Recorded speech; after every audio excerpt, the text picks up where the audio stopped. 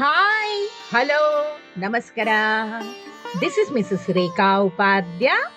Welcome to my new channel podcast show ಮನಸ್ಸಿನ ಮಾತು. ಬನ್ನಿ ಸ್ನೇಹಿತರೆ, ಇವತ್ತಿನ ಈ ಹೊಸ ಸಂಚಿಕೆಯಲ್ಲಿ ನಾವು ಲೇಖಕಿ ಹಾಗೂ ಶಿಕ್ಷಕಿಯಾದಂತಹ ಶ್ರೀಮತಿ ಪ್ರಜ್ವಲಾ ಶೆಣೈ ಕಾರ್ಕಳ ಇವರು ಬರೆದಿರುವಂತಹ ಒಂದು ಸುಂದರವಾದ ಹಾಗೂ ಅರ್ಥಗರ್ಭಿತವಾದ ಲೇಖನ ಇಷ್ಟೇ ಅಲ್ವಾ ಈ ಜೀವನ. ಇದರ ಸಲುವಾಗಿ ಕೆಲವೊಂದಿಷ್ಟು ಮಾಹಿತಿಗಳನ್ನ ನಾವು ಇವತ್ತಿನ ಈ ಸಂಚಿಕೆಯ ಮೂಲಕ ಕೇಳಿ ಆನಂದಿಸೋಣ ಹಾಗೂ ಕಲ್ತ್ಕೊಳ್ಳೋಣ. ಸ್ನೇಹಿತರೆ, ಸಾವು ಅಚಾನಕ್ ಆಗಿ ಬರುವ ಅತಿಥಿ. ಬರುವಾಗ ಬಾಗಿಲು ತಟ್ಟಲ್ಲ, ಹೋಗುವಾಗ ಹೇಳಿಯೂ ಹೋಗೋದಿಲ್ಲ. ಒಂದೇ ಕ್ಷಣದಲ್ಲಿ ಬದುಕಿನ ಸಂಭ್ರಮವನ್ನು ಖಾಲಿ ಮಾಡಿಬಿಡುತ್ತೆ. ಆತ್ಮೀಯರನ್ನು ಕಳ್ಕೊಂಡಂತಹ ನೋವು ಶಾಶ್ವತವಾಗಿ ಕಾಡುತ್ತೆ. ಈ ಬದುಕಿನಲ್ಲಿ ಕೆಲವರಿಗೆ ಸುಲಭವಾಗಿ ಎಲ್ಲವೂ ಸಿಗುತ್ತೆ, ಇನ್ನು ಕೆಲವರಿಗೆ ಎಷ್ಟೇ ಪ್ರಯತ್ನಿಸಿದ್ರೂ ಸಿಗೋದೇ ಇಲ್ಲ ಸ್ನೇಹಿತರೆ. ಕೆಲವರಿಗೆ ಆಸೆ ಕನಸುಗಳು ಬೆಟ್ಟದಷ್ಟಿದ್ರೂ ಅವಕಾಶಗಳೇ ಸಿಗೋದಿಲ್ಲ. ಇನ್ನೂ ಕೆಲವರಿಗೆ ಯಾವ ಕನಸುಗಳು ಇಲ್ಲದಿದ್ರೂ ಅವಕಾಶಗಳು ಮನೆ ಬಾಗಿಲಿಗೆ ಹುಡುಕಿಕೊಂಡು ಬರುತ್ತೆ. ಬಹುಶಃ ಇದನ್ನೇ ನಾವು ವಿಚಿತ್ರ ಅನ್ನೋದು. ಇದರ ಸಲುವಾಗಿ ಒಂದು ಹಕ್ಕಿಯ ಕಥೆಯನ್ನ ಈಗ ಕೇಳಿ ಬರೋಣ. ಮರದ ಕೊಂಬೆಯ ಮೇಲೆ ಒಂದು ಪುಟ್ಟ ಹಕ್ಕಿಯ ಗೂಡಿತ್ತು. ಒಣ ಹುಲ್ಲಿನ ತುಂಡುಗಳು, ಸಣ್ಣ ಎಲೆ ಕಡ್ಡಿಗಳನ್ನೆಲ್ಲ ಸೇರಿಸಿ ಕಷ್ಟಪಟ್ಟು ಪುಟ್ಟದಾದ ಗೂಡನ್ನ ಕಟ್ಟಿತ್ತು. ಪುಟ್ಟ ಹಕ್ಕಿಗೆ ತನ್ನ ಚಿಕ್ಕ ಚಿಕ್ಕ ಪ್ರಯತ್ನಗಳನ್ನೆಲ್ಲ ಒಟ್ಟುಗೂಡಿಸಿ ಕಟ್ಟಿದ ಸೂರು ಕೇವಲ ಅದೊಂದು ಗೂಡಾಗಿರ್ಲಿಲ್ಲ ಸ್ನೇಹಿತರೆ, ತನ್ನ ಹೃದಯದ ಭಾಗವೇ ಅದಾಗಿತ್ತು. ತನ್ನ ಪುಟ್ಟ ಗೂಡೊಳಗೆ ಮೊಟ್ಟೆ ಇಟ್ಟು ಕಾವು ಕೊಟ್ಟು ಮರಿ ಹಕ್ಕಿಯ ಚಿವ್ ಚಿವ್ ಕಲರವ ಕೇಳಿ ಹೃದಯ ಉಬ್ಬಿ ಬರುತ್ತಿತ್ತು. ಈ ಪುಟ್ಟ ಹಕ್ಕಿ ಪ್ರತಿದಿನ ಬೆಳಗ್ಗೆ ಆಹಾರವನ್ನ ಹುಡುಕಿ ಆಕಾಶಕ್ಕೆ ಹಾರುತ್ತಿತ್ತು. ಗೂಡಿಗೆ ಮರಳಿ ನಾಳೆಯ ಕನಸುಗಳನ್ನು ಮಡಚಿ ಇಡುವಾಗ ಅದೇನೋ ಸಂಭ್ರಮ, ಅದೇನೋ ಪುಳಕ. ಒಂದು ರಾತ್ರಿ ಇದ್ದಕ್ಕಿದ್ದಂತೆ ಜೋರಾಗಿ ಬಿರುಗಾಳಿ ಬೀಸಿತು. ಮಳೆ ಸಿಡಿಲಿನ ನಡುವೆ ಕೊಂಬೆಗಳು ನಡುಗಿ ಹೋದವು. ಮರುಕ್ಷಣವೇ ಮರದ ಕೊಂಬೆಗಳು ಖಾಲಿಯಾದವು.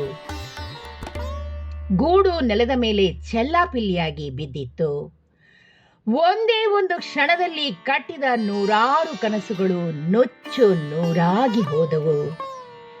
ನಿನ್ನೆ ತನಕ ಪ್ರಾಣವೇ ಆಗಿದ್ದ ಗೂಡು ಇಂದು ಕೇವಲ ನೆನಪಾಗಿ ಬಿಟ್ಟಿತ್ತು. ತನ್ನ ಜೀವದ ಕೂಸು ಗಾಳಿಯ ಅಬ್ಬರಕ್ಕೆ ಉಸಿರು ಚೆಲ್ಲಿತ್ತು. ತನ್ನ ಬದುಕಿನ ಮೂಲ ಸೆಲೆಯೇ ಬತ್ತಿ ಹೋದಂತಹ ಅನುಭವವಾಯಿತು. ಹಾರಬಲ್ಲ ರೆಕ್ಕೆಗಳು ಇದ್ರೂ ಮನಸ್ಸು ಭಾರವಾಗಿ ತಟಸ್ಥವಾಗಿ ನಿಂತು ಹೋಯಿತು. ಆಕಾಶವೇ ಖಾಲಿಯಾದಂತೆ ಕಂಡಿತು. ದುಃಖದ ಭಾರ ಕಣ್ಣೀರಾಗಿ ಹರಿದು ಹೋಯಿತು. ಆದರೆ ಪ್ರಕೃತಿ ಒಂದು ಪಾಠವನ್ನ ಕಲಿಸ್ತಲೇ ಇರುತ್ತೆ ಸ್ನೇಹಿತರೆ.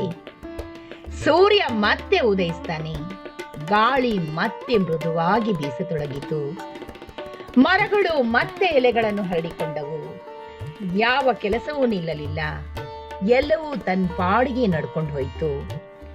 ಹಕ್ಕಿ ಈಗ ನಿಧಾನವಾಗಿ ತಲೆ ಎತ್ತಿತು. ಅದು ಒಂದು ಸಣ್ಣ ಹುಲ್ಲಿನ ಕಡ್ಡಿಯನ್ನ ಎತ್ಕೊಂಡಿತು. ಮತ್ತೆ ಹಾರಿತು, ಮತ್ತೆ ಹುಡುಕಿತು, ಮತ್ತೆ ಗೂಡು ಕಟ್ಟಲು ಪ್ರಾರಂಭಿಸಿತು. ಸ್ವಲ್ಪ ದಿನಗಳ ಬಳಿಕ ಅದೇ ಮರದ ಮತ್ತೊಂದು ಕೊಂಬೆಯ ಮೇಲೆ ಹೊಸ ಗೂಡೊಂದು ಮೂಡಿ ಬಂತು. ಕೆಲವೇ ದಿನಗಳಲ್ಲಿ ಮತ್ತೆ ಚಿವ್ ಚಿವ್ ಕಲರವೂ ಕೇಳಿ ಬಂತು. ಏಳು ಬೀಳಿನ ಬದುಕು. ನಮ್ಮ ಬದುಕು ಈ ಪುಟ್ಟ ಹಕ್ಕಿಯ ಕಥೆಯಂತೆ ಸ್ನೇಹಿತರೆ. ಅನಿರೀಕ್ಷಿತ ಘಟನೆಗಳಿಗೆ ತುತ್ತಾಗಬಹುದು. ಎಲ್ಲವೂ ನಮ್ಮ ಯೋಜನೆಯಂತೆ ನಡೆಯೋದಿಲ್ಲ. ಒಂದು ಬಿರುಗಾಳಿ ಹಕ್ಕಿಯ ಬದುಕನ್ನೇ ಹೊಸಕಿ ಹಾಕಿದಂತೆ ಒಂದು ವಿಫಲತೆ, ಒಂದು ನಷ್ಟ, ಒಂದು ನಿರಾಶೆ ಕ್ಷಣಾರ್ಧದಲ್ಲಿ ಕಟ್ಟಿದ ಕನಸುಗಳನ್ನ ಕುಸಿದುಕೊಳ್ಳಬಹುದು. ಆ ಕ್ಷಣದಲ್ಲಿ ನಾವು ಕೂಡ ಹಕ್ಕಿಯಂತೆ ತಟಸ್ಥರಾಗಿ ನಿಂತು ಬಿಡ್ತೀವಿ. ಹಾರಬಲ್ಲ ಸಾಮರ್ಥ್ಯವಿದ್ರೂ ಕೂಡ ಮನಸ್ಸು ಹಾರಲು ಹೆದರುತ್ತೆ. ಆದ್ರೆ ಜೀವನದ ಅಂತಿಮ ಸತ್ಯ ಏನಂದ್ರೆ, ನಿನ್ನೆಗಳ ನೋವುಗಳು ನಮ್ಮನ್ನ ದುರ್ಬಲಗೊಳಿಸಲು ಅಲ್ಲ, ಬದಲಾಗಿ ನಮ್ಮನ್ನು ಬಲಿಷ್ಠರನ್ನಾಗಿಸಲು ಬರುತ್ತವೆ ಸ್ನೇಹಿತರೆ. ಪ್ರತಿಯೊಂದು ಸೋಲು ಕೂಡ ಒಂದು ಪಾಠ, ಪ್ರತಿಯೊಂದು ನೋವು ಒಂದು ಅರಿವು. ಆಕೆಯು ಮತ್ತೆ ಗೂಡು ಕಟ್ಟಿದಂತೆ ನಾವು ಕೂಡ ನಮ್ಮ ಬದುಕನ್ನ ಮತ್ತೆ ಪ್ರಾರಂಭಿಸಬೇಕು. ಬೀಳೋದು ಸೋಲಲ್ಲ, ಮತ್ತೆ ಏಳಲು ಮನಸ್ಸು ಮಾಡದೇ ಇರುವುದು ಸೋಲು. ಮತ್ತೆ ಎದ್ದು ನಡೆಯುವುದೇ ನಿಜವಾದ ಗೆಲುವು ಸ್ನೇಹಿತರೆ. ಬದಲಾವಣೆ ಜಗದ ನಿಯಮ. ಬಂದು ಹೋಗುವ ಕ್ಷಣಗಳ ನಡುವೆ ಅರ್ಥ ಹುಡುಕುತ್ತಾ ಸಾಗುವುದೇ ಬದುಕು. ಏನೇ ಆದ್ರೂ ಕೂಡ ಸಮಯ ನಿಲ್ಲೋದಿಲ್ಲ, ಅದು ತನ್ನ ಪಾಡಿಗೆ ತಾನು ಸಾಗುತ್ತಲೇ ಇರುತ್ತೆ. ನಾವು ಹಿಡಿದುಕೊಳ್ಳಲು ಯತ್ನಿಸುವ ಕ್ಷಣಗಳು ಕೈ ತಪ್ಪುತ್ತವೆ. ಮರೆತೇ ಬಿಡಬೇಕು ಎಂದುಕೊಂಡ ನೆನಪುಗಳು ಹೃದಯದಲ್ಲಿ ಉಳಿತವೆ. ಕೆಲವು ಭೇಟಿಗಳು ಬದುಕನ್ನೇ ಬದಲಿಸುತ್ತವೆ, ಕೆಲವು ವಿದಾಯಗಳು ಮೌನವನ್ನ ಕಲಿಸುತ್ತವೆ. ನಾವು ಎಲ್ಲವನ್ನೂ ನಿಯಂತ್ರಿಸಬಹುದು ಅಂತ ಅಂದ್ಕೊಳ್ಳುವಾಗಲೇ ಜೀವನದ ದಿಕ್ಕೇ ಬದಲಾಗಿ ಬಿಡುತ್ತದೆ. ಈ ನೋವು ಶಾಶ್ವತವಲ್ಲ, ಸಂತೋಷವೂ ಕೂಡ ಸ್ಥಿರವಲ್ಲ. ಎಲ್ಲವೂ ಹರಿಯುವ ನದಿಯಂತೆ ನಿತ್ಯ ನಿರಂತರ. ಆ ಹರಿವಿನ ನಡುವೆ ಕಳೆದು ಹೋಗದೆ ಮತ್ತೆ ಮತ್ತೆ ನಮ್ಮನ್ನು ಕಂಡುಕೊಳ್ಳೋದೇ ಬದುಕಿನ ನಿಜವಾದ ಅರ್ಥ ಸ್ನೇಹಿತರೆ. ಜೀವನ ನಮ್ಮನ್ನ ಬೀಳಿಸಬಹುದು, ಆದ್ರೆ ಮತ್ತೆ ಏಳುವ ಶಕ್ತಿ ಯಾವಾಗಲೂ ನಮ್ಮೊಳಗೆ ಇರುತ್ತೆ ಅಲ್ವೇ ಸ್ನೇಹಿತರೆ? ಏನಂತೀರಾ